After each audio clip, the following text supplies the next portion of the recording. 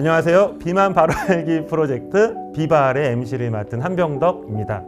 오늘은 궁금해도 누가 잘 알려주지 않았던 내용들 또는 너무 사소해서 누구한테 물어보기 힘들었던 그런 질문들 그리고 전문가분들만 알고 있는 너무 재미있는 이런 지식들을 여러분들께 나누어 드리려고요. 저희 대한비만학회의 1타 강사 선생님들을 모셨습니다. 여러분 안녕하세요. 안녕하세요. 다음 제가 시작하는 거죠? 한 분씩 소개 안 해주세요. 네, 그럼 한 분씩 자기소개하겠습니다. 저 먼저요? 네. 저 근데 학회로 소개해요? 아니면 본래 직장으로 소개를 해야 돼요? 저희가 어떻게 소개를 하셔도요, 이쁘게 자막 처리해드릴게요. 네, 안녕하세요. 당국대학교 신혜나입니다. 반갑습니다. 안녕하세요. 분당사병원 가정의학과의 허양입니다. 네, 안녕하세요. 명지병원 내분비내과에서 일하고 있고요. 저는 이제 대한비만학회 총무이사를 맡고 오늘 좀 재밌게 찍어보려고 왔습니다. 이재혁입니다. 안녕하세요. 가톨릭대학교 은평성모병원 영양사 김지연입니다. 반갑습니다. 네, 이렇게 네 분 모시게 돼서 너무 영광입니다.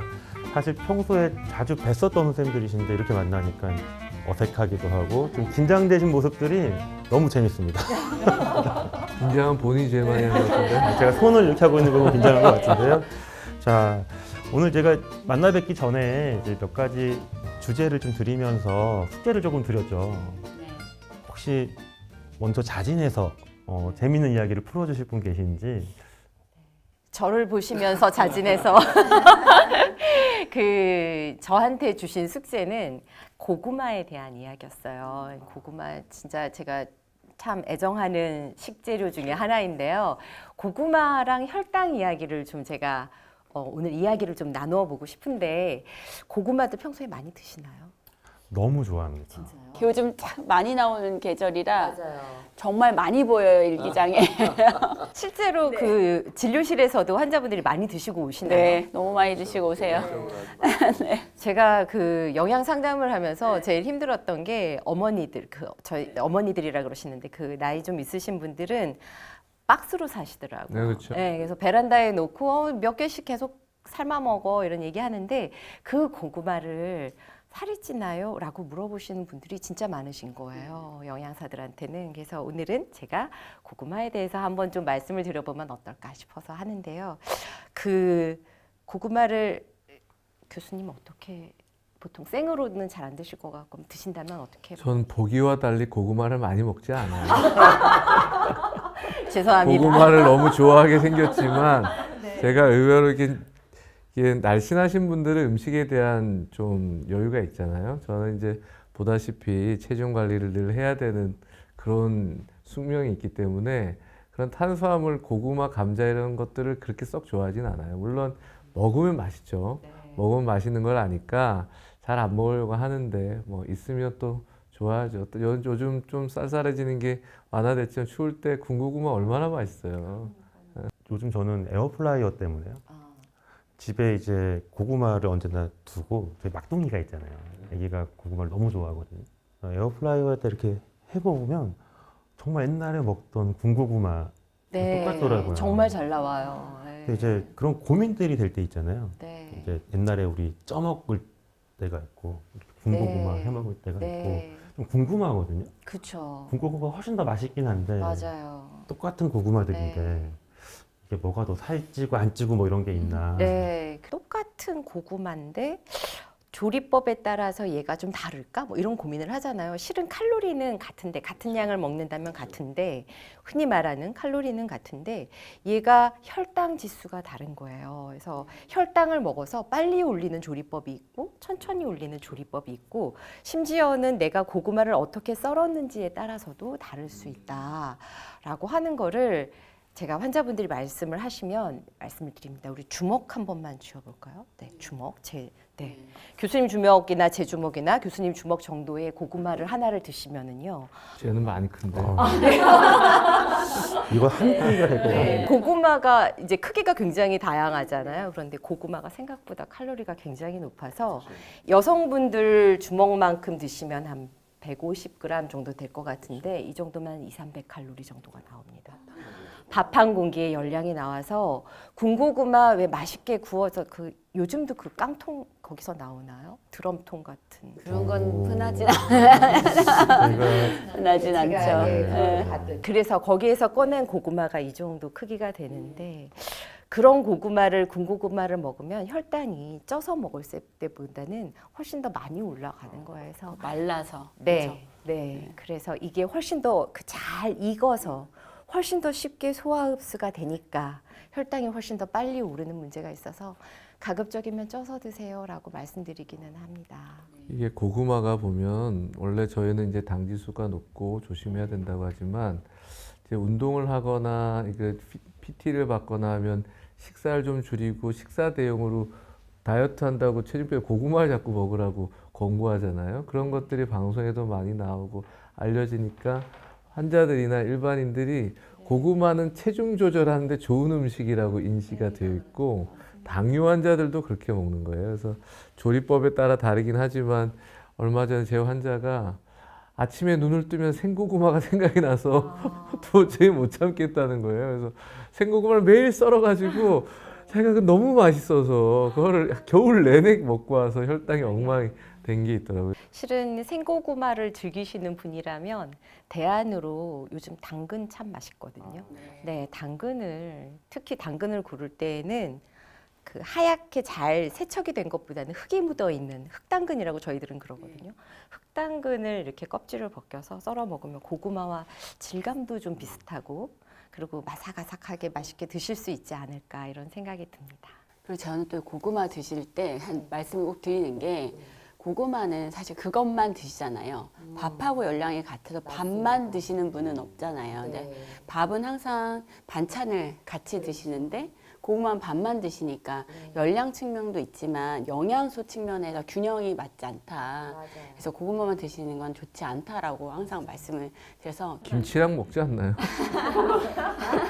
되게 또 좋은 점 말씀해 주셨어요. 우리가 혈당 지수가 높은데 그것 말고 혈당 부하 지수라고 하는 것도 있잖아요. 근데 혈당 부하 지수를 낮출 수 있는 굉장히 좋은 방법이 골고루 먹는 거거든요. 그래서 밥과 반찬과 뭐 고기 반찬, 생선 반찬 이런 거를 골고루 해서 드시는 게 혈당을 그래도 천천히 올리게 하는 굉장히 좋은 방법입니다. 그래서 라면에다가도요. 콩나물 넣어서 끓여 드시라고 말씀드리기도 합니다. 그리고 고구마 만약에 드시면 많이 드시겠다 그럴 때도 그러면 양을 줄이고 거기다 다른 걸 곁들여서 우유를 드신다든지 뭐 해서 좀 영양 상태를 좀 올리고 또 다른 단백질을 좀 곁들여서 먹을 수 있는 방법을 선택하면 좀 더 잘 드실 수 있는 방법인 것 같죠. 네. 그래서 한 번에 얼마를 먹어야 되느냐라고 질문하시는 분 있으면 주먹 반만큼 드세요. 여자분한테는. 남자분들한테는 주먹 3분의 1. 굉장히 적죠. 그렇게 작은 고구마가 존재하나요? 나누어 먹어야 되는. 먹다가 어떻게 그 조금만 네. 먹게 되죠? 그거? 그 많은 예. 간식 기준이신 건가요? 아니면 한 끼 기준? 그래서 아유 안 먹을래요라고 그러시더라고요. 아니 근데 그냥 밥 대용으로 먹으면 안 돼요? 식사 대용으로 먹기에는 아까 이제 허양임 선생님 말씀해 주신 것처럼 골고루 먹는 거에 있어서 조금 불리한 거예요. 그러니까 고구마 조금과 다른 것들 같이 해가지고 뭐 파프리카도 있고 야채도 많이 이제 먹을 수 있으니까 브로콜리라든지 아니면 파프리카 말씀해 주신 그런 거 같이 먹으면 좋죠. 우유 한 잔이랑 같이 먹고 이런 것도 좋고. 연예인들이 다이어트 식단으로 고구마에 이제 강조해서 나오는 걸 사실 잘 보면 닭가슴살, 뭐 고구마, 그다음에 파프리카 말씀하신 파프리카, 브로콜리 그리고 다른 야채랑 단백질까지 다 있는 거예요. 근데 고구마가 제일 먹기 편하고 맛있고 싸고 이러니까 그것만 강조가 돼가지고 많이 보이는 것 같아요, 사실. 아마 저 같은 사람들이 궁금한 건 그럼 고구마랑 감자, 옥수수, 구황작물들이 있잖아요. 근데 저를 이제, 쳐다보지 마세요.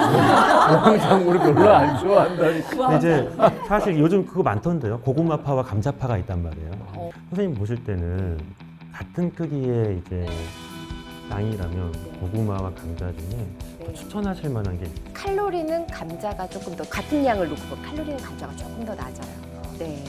그래서 실은 굳이 둘 중에 하나를 선택하라면 감자. 네. 근데 감자를 뭐 우리 그 햄버거집 가서 먹는 것처럼 튀겨서 프렌치 프라이로 먹는다든지 막 케찹 이거는 좀 아닌 거죠. 고구마 튀김은 더 나쁜 거 같아요. 고구마 튀김은 더 나쁘다기. 근데 그 무얼 딥을 뭐를 해서 먹느냐도 좀 관건이 아닌가. 고구마는 그냥 먹잖아요.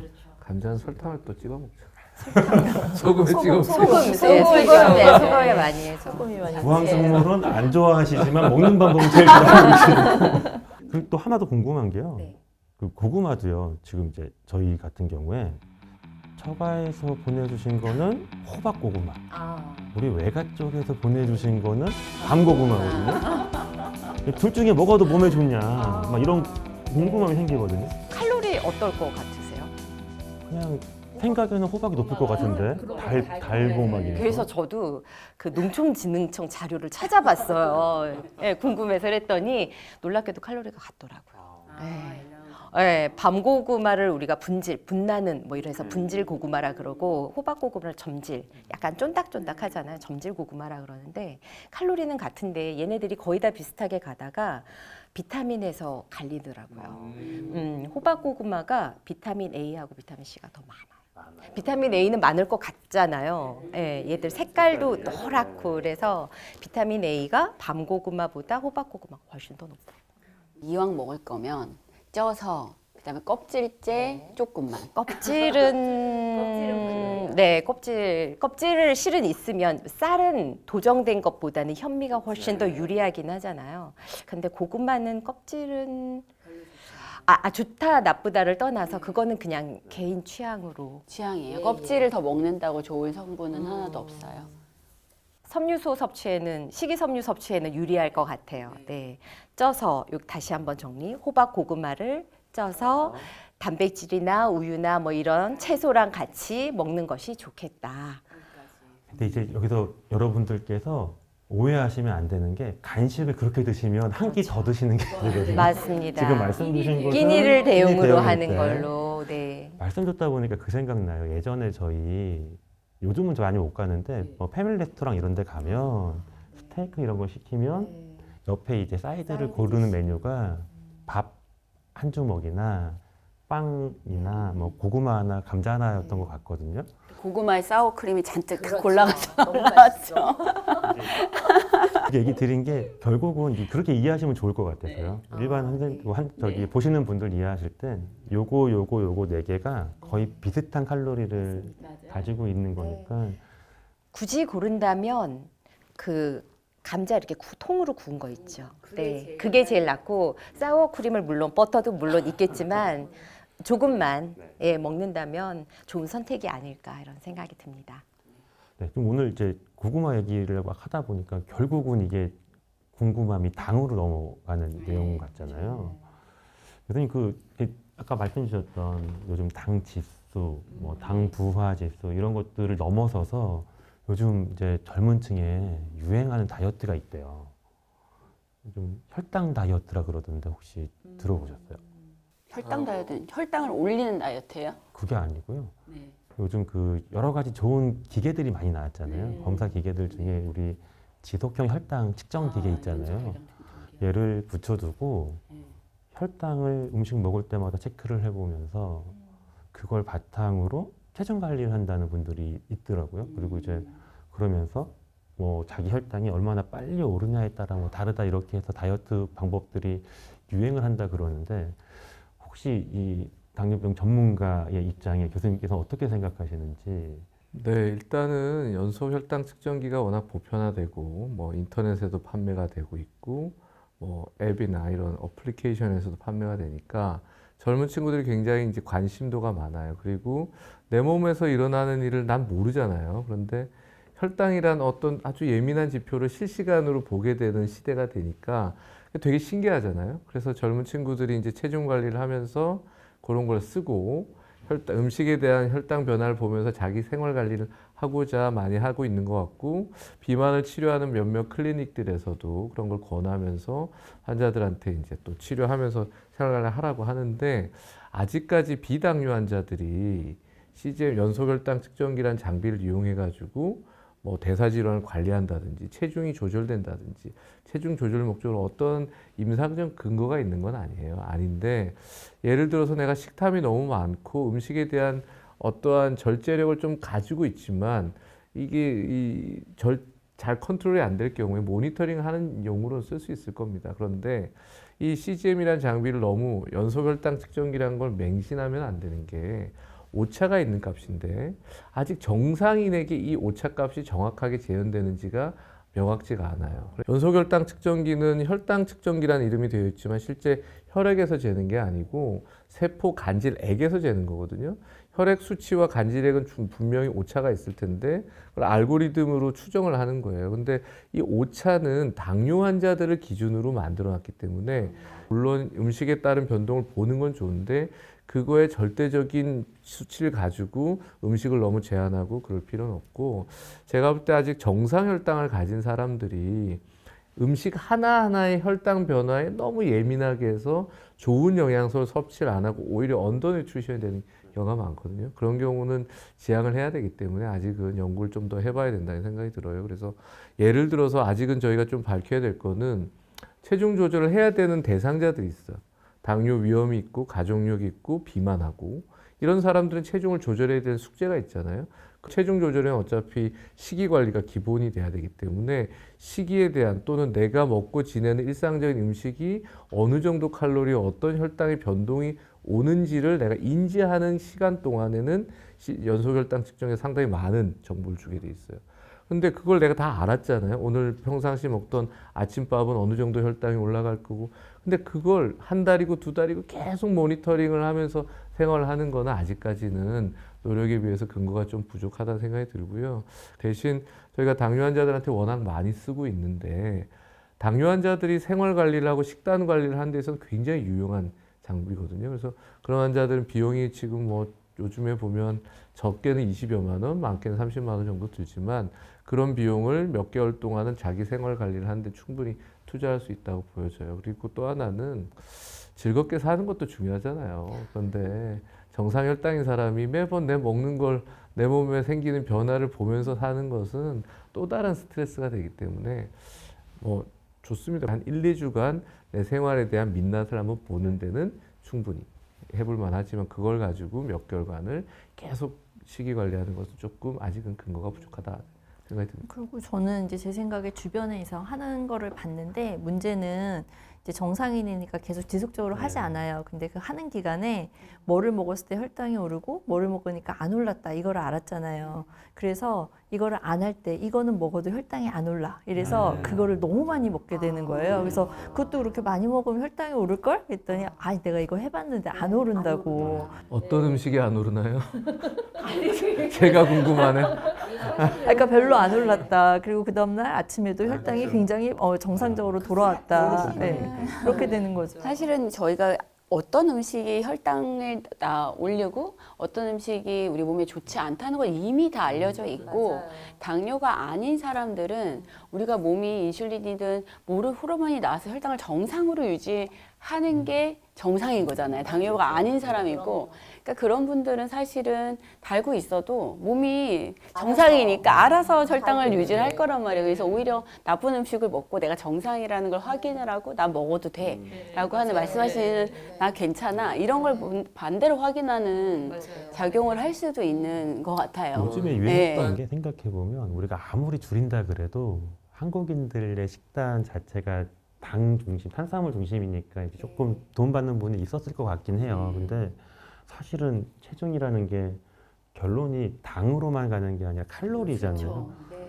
제 환자분들 중에 한 분이 완전 육식파예요. 당은 많이 안 매일 고기 잔뜩 드시는 분인데 당은 많이 안 오르거든요. 당은 안 오르죠. 체중이 왜 안 빠지냐 이렇게 말씀하시는 분들. 또 하나의 단점이 CGM을 달고 해보면 음주를 하면 혈당이 좀 잘 안 올라가요. 그래서 술자리는 괜찮다는 인식이 자꾸 생겨요. 그래서 술을 좋아하는 친구들이 그래서 음주량을 계속 유지하고 음주는 결국 칼로리잖아요.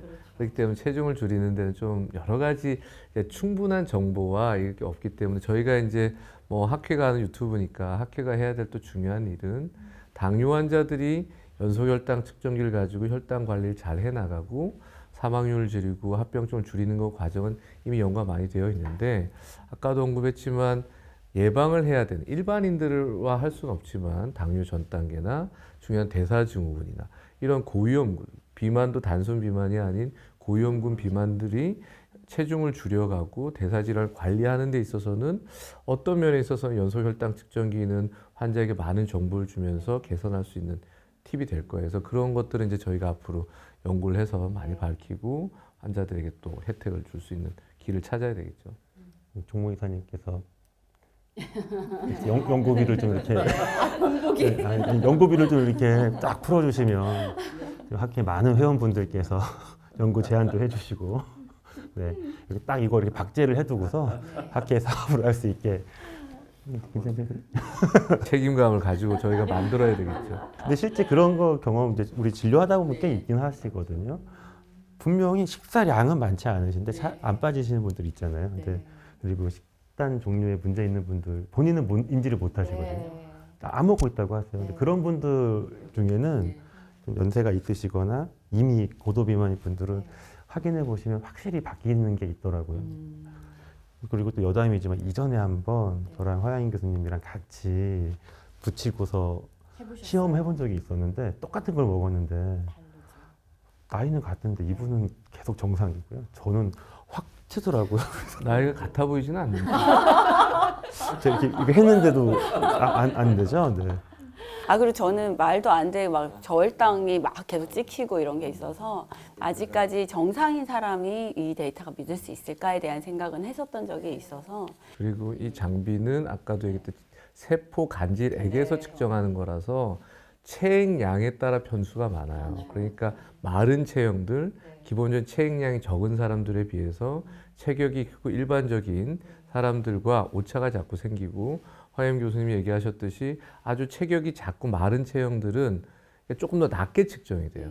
언더에스티메이션 돼요. 그래서 너무 과신하고 또 먹게 되는 수도 있고 어떤 분들은 달았는데 먹어도 저혈당이 계속 떠가지고 더 이상 이걸 믿을 수가 없다고 얘기하시는 분들도 있거든요. 그래서 본인이 정말 그걸 쓸 수 있는 상황인 건지를 측정해 주시는 선생님하고 잘 상의해 보는 게 중요하고 인터넷으로 구매가 되지만 무분별하게 구매해서 쓰는 건 좀 그 좋은 장비에 많은 정보를 틀리게 인지할 수 있어서 좀 주의해야 될 것 같아요.